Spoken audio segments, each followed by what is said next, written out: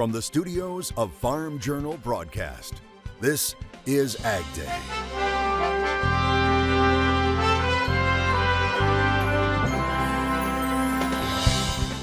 Getting the right fit. I'm Charles Denny, trying on a possible career to see if it's a future fit. We'll meet some of the young people in the University of Tennessee Extension's internship program. That story coming up on AgDay. Lower water levels are once again plaguing the mighty Mississippi. What that means when it comes to moving ag products down the river, as farmers continue to fight for a profit before the end of the year. Some new numbers offer up little consolation. It's obviously going to narrow your margins. We look at what may be on the horizon when it comes to farm finances right now on AgDay. AgDay, presented by Pioneer. What's next happens when blood, sweat, and tears meet rain, wind, and sun. Pioneer. What's next happens here. Good morning, I'm Clinton Griffiths. USDA is making a significant revision when it comes to its farm income forecast. It's now calling for a decline of over 20% in farm income this year. Take a look at this graphic from the American Farm Bureau Federation and the numbers on the far right. It says the agency now anticipates net farm income to be just over $141 billion for the year. That represents a drop of more than $41 billion, or almost 23% compared to last year. It's expecting production expenses to be $458 billion.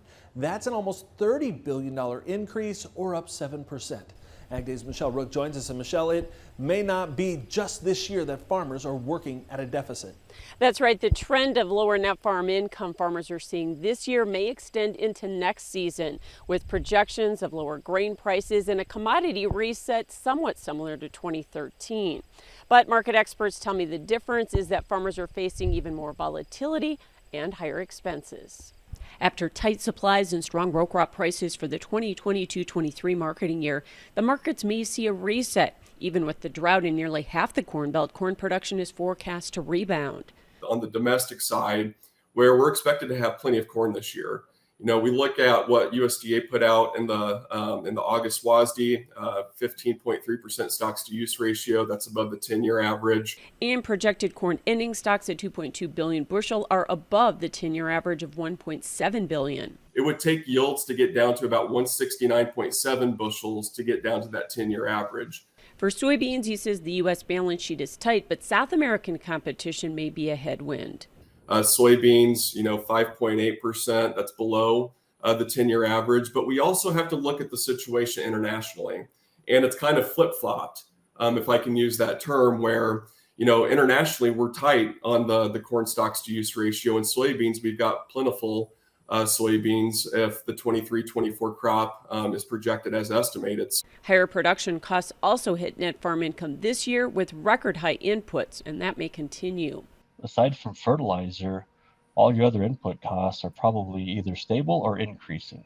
Cash rents haven't come down yet. Seed prices rarely come down.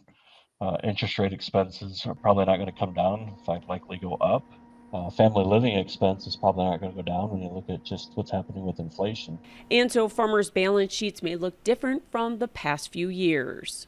Well, for margins, it depends on your operation and your cost of production, but it's obviously going to narrow your margins. They say the commodity reset is similar to 2013 in some ways, but there's added volatility with black swan events, making risk management even more important. I'm Michelle Rook reporting for AgDay.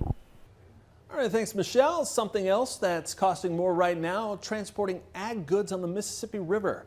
Bloomberg reporting lower water levels on the important waterway are increasing barge freight rates. As of the end of last month, barge spot rates in St. Louis have surged by 49% compared to the previous week and 42% compared to the same time last year.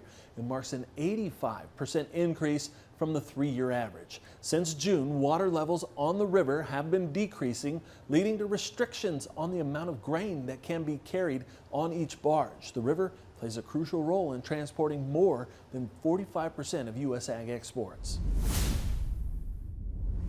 Could the Midwest finally see some rain this week? We have a look ahead from meteorologist Martin Lorimore. Yeah, it's not just the Midwest, but a lot of the country has been seeing a lack in that rain, especially out toward Texas, where actually they're seeing quite a bit of an exceptional drought stretching in now toward Louisiana. Several fires have been breaking out in parts of Louisiana. We move a little north into the Central Plains, out toward parts of the Midwest. This has been creeping closer to the Chicago area, into a lot of the heart of the Midwest. So we're watching that. It's also looking at a bit of a drought out toward the Northwest also. So some parts of the nation really do need to see that rain, and there's going to be got a good little system that's going to give rain across parts of the Northwest and into, again, just right around the Mississippi River Valley. So it could give some relief as far down as Louisiana, but these temperatures are not going to make it easy. This afternoon, we're seeing those temperatures reaching for triple digits yet again in the South and Central Plains. We're going to cool down as we head into tomorrow morning. Still seeing those temperatures getting quite warm all the way to the East Coast. It's going to be a warm one. Here's your crop watch for today. This is coming out of Spearman, Texas. This is actually sent in from Quentin Shield Knight, and he's got some unfortunate news. We've been talking about that drought that Texas has been caught up in. And here's how the crops are doing. This is over in the Panhandle. He's showing us the dry land crops. He said that they had record potential, but now they're gone. Sad to see. We'll have more new forecasts coming up. Conversations continue around restarting the Black Sea grain deal. On Monday, Russian President Vladimir Putin was scheduled to host the leadership from Turkey in Sochi, the Kremlin announcing the talks amid continuing international efforts to resume the Black Sea Grain Initiative. That deal ended roughly 6 weeks ago. Originally brokered back in July of 2022, it allowed ships from Ukraine to transport grain to Africa, the Middle East, and Asia, helping ease the threat of rising food prices and increased hunger. Well, a new study claims just 12% of Americans are responsible for eating half of all beef consumed on any given day. Now, that study, conducted by researchers at Tulane University, claims men between the ages of 50 and 65 are eating what researchers called a disproportionate amount of beef on a given day. The researchers say they analyzed data using the CDC's National Health and Nutrition Examination Survey. It tracks the meals of more than 10,000 adults over a 24-hour period. Now, the study's lead author claiming they focused on beef because of, quote, its impact on the environment and because it's high in saturated fat, which is not good for your health, end quote. They claim the study's purpose was to assist in targeting educational programs or awareness campaigns to those eating disproportionate amounts of beef. Now, what is key to point out here is the research was supported in part by a grant from an organization called the Center for Biological Diversity, which in the past has taken on cattle grazing on public lands and timber operations. The arrival of September brings changes to the Supplemental Nutrition Assistance Program, or SNAP. Under the plan, approved by Congress, more low-income Americans will be required to work in order to receive food stamps.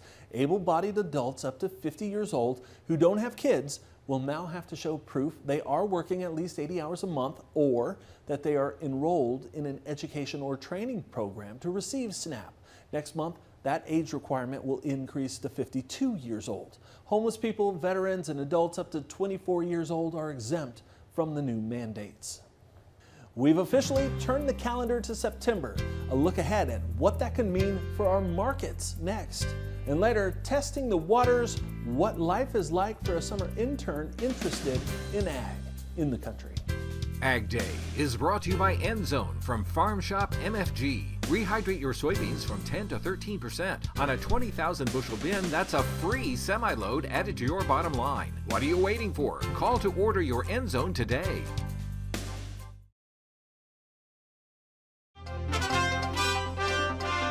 It's estimated soybeans add $124 billion to the U.S. economy. That number coming from the National Oilseed Processors Association. Now here's a state-by-state breakdown with Illinois and Iowa leading the way. The total includes more than $85 billion from soy production and almost $10 billion from soybean processing. There are more than 500,000 people involved in soy farm decision-making, and that includes 223,000 paid full-time jobs and an additional 62,000 family members beyond the growers who live on farms that are important to soybean farming operations. And the total wage impact of the soybean sector averages $10 billion. Now, the organization commissioned an independent economic ag consulting firm to do this study. Before the holiday weekend, soybeans and corn both managed to make some gains to end last week. Michelle Rook has a look ahead at this week in Markets Now. Welcome to Markets Now. Chuck Shelby, Risk Management Commodities, joining us. Well, last Friday, Chuck, we ended with row crops higher on the day, but for the week, we were actually lower in spite of the fact we took a lot of yield potential off the top end of that crop. So what gives? Why were we lower? Well, it was a holiday weekend. We saw, evening up from funds. We started out the week really good, but by the end of the week, we'd sold off, and we got some good exports in beans. I didn't see a whole lot in corn, anything new. So the market just didn't want to take the risk of the holiday weekend. There was some talk of some moisture coming out the following week. So overall, just kind of a sloppy, choppy week, light volume, and we ended up slightly lower. This new week, though, a lot of new information, see what the weather holds for us and see how we end up the following week. Yeah, and with this crop getting pushed, obviously there's talk of early harvest. And what is your advice to producers right now in terms of marketing this year? Do you store or do you sell off the combine? Well, one thing we have to consider as producers, how much it costs to hold on to that grain with interest rates where they are and certainly the storage fees. I think in the corn market we can rally, but again, we have to consider how much can we rally and the cost of holding on. So there's other methods to hold your crop. You can sell it and buy some call options in the deferred months to have re-ownership in position. A lot of producers are looking at selling soybeans because they are a price that's favorable to them. It's a price they can make some money. So I think producers are looking to sell more beans and store more corn. But again, you have to consider your cost to do that. Yeah, so get into the details of the cost. What is the cost to carry this year? What's the cost of storage? When you look at storage to get out there into the new year, you're probably looking from 18 to 25 cents, depending how long you want to go. When you look at that cost and the cost of money, I think there's some options out there. You can buy an at-the-money option out there for approximately the same cost in the March contracts for corn, for example.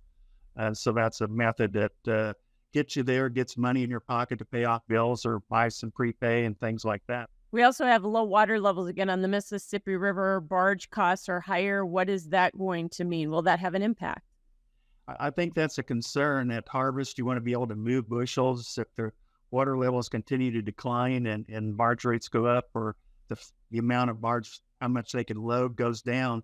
I think that's another concern for basis at harvest. So those are some things we got to consider. We got to keep an eye on it. It doesn't look right now that we're going to get any significant rain enough to bring that river out. Thanks so much, Chuck Shelby, joining us for Risk Management Commodities. That's Markets Now. We'll have more AgDay coming up. AgDay is brought to you by Firestone Ag. Save instantly when you buy 2 or more eligible Firestone Ag tires during the Go Harvest Rewards promotion. Visit firestoneag.com or contact your local certified Firestone Ag dealer.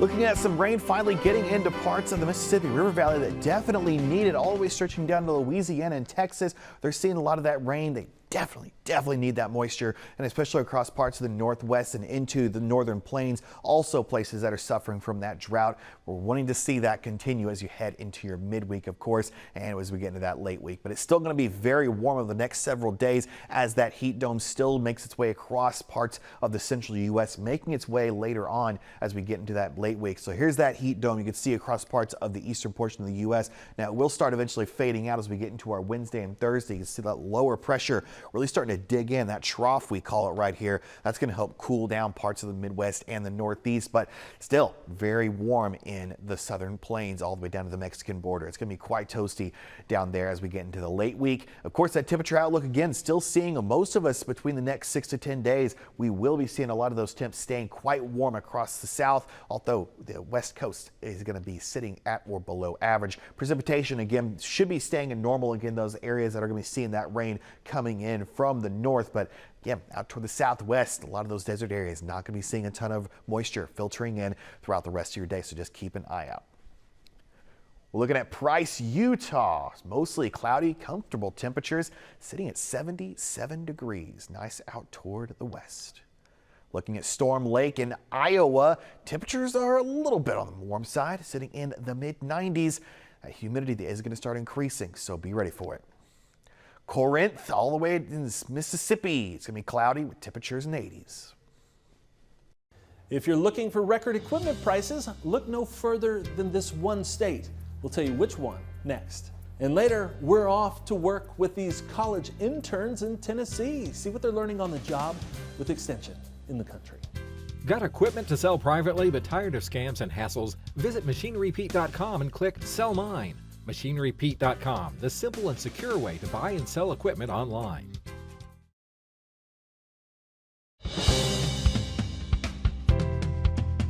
One state is breaking records when it comes to used equipment prices.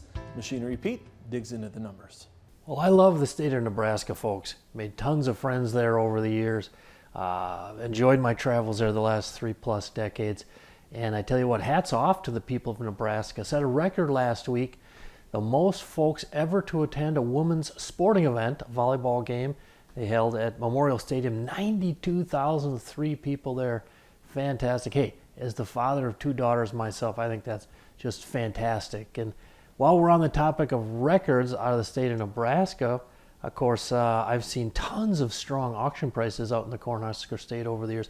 Highest auction price ever on a sprayer was notched in December of 22 out in Imperial, Nebraska. This 22 model Case IH Patriot 4440, 340 hours on it, so for $451,000. Of course, sprayers have been red hot here the past 18 months or so. Now, if we talk record prices at auction in the state of Nebraska on tractors, again, many examples, but one jumps to mind for me and probably always will. It was from a sale back in December of 2016, so almost 7 years ago, in St. Edward, Nebraska, where this incredible 1989 John Deere 4055 two-wheel drive only had 215 hours on it. Sold at auction for $93,000. Now, that's still a record high auction price on a 4055 by $23,000. And folks, that was back in 2016 when the used market was soft. Imagine what that 4455 with 215 hours would be worth today. All right, thanks, Pete. Well, a summer internship is a great way to get on-the-job training. We'll meet some extension interns from Tennessee and hear about their summertime experiences next.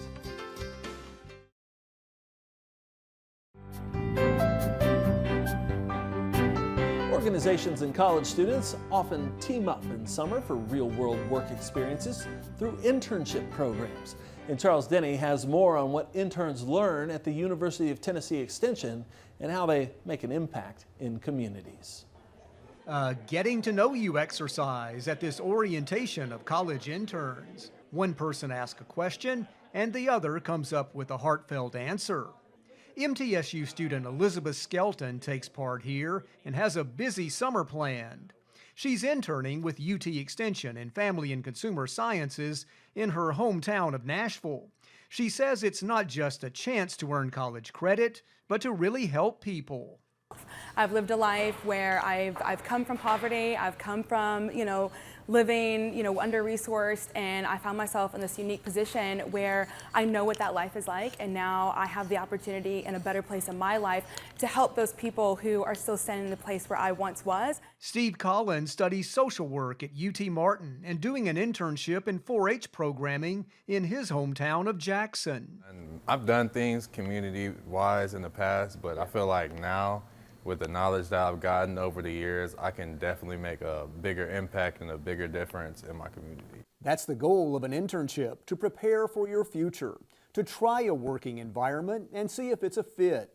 It doesn't necessarily mean a guaranteed job after graduation, but it does give young people a good idea of what a career might be like.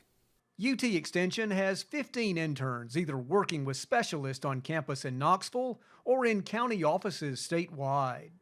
And in some instances, interns do go on to become agents, like Lauren Wells in Shelby County, an intern in 2018 and today working in FCS. I learned a lot of valuable lessons, and I take this experience as one that has heightened my length as an agent and has actually kind of made me develop more just as a person. The internship program is amazing because it helps that intern have the opportunity to create a program that's near and dear to their heart, as well as being mentored.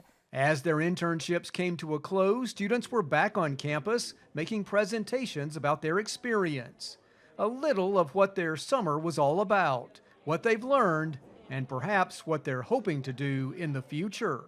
This is Charles Denny reporting. All right, thanks, Charles, and that's all the time we have this morning. We're sure glad you tuned in. From all of us here at AgDay and Clinton Griffiths, have a great day.